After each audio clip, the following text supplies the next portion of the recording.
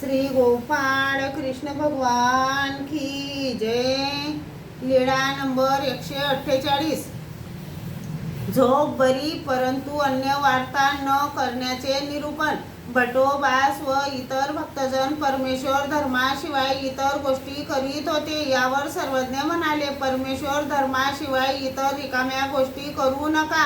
अन्य वार्ते पासी निद्रा चांग, वरी निद्रा कीजे परी अन्य वार्ता न कीजे, असे निरूपण केले। होजी म्हणून सर्वजण श्रीचरणा लागले। नंतर एके दिवशी पाठक आणि भट्टोबास तर्क करून धर्म वार्ता करीत होते।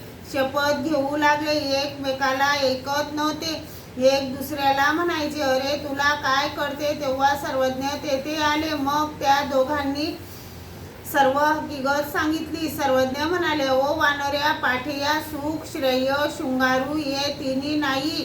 ते काही गा गोष्टी ते अरण्य रुदन की, असे करू नका। हो जी। श्री गोपाळ कृष्ण भगवान की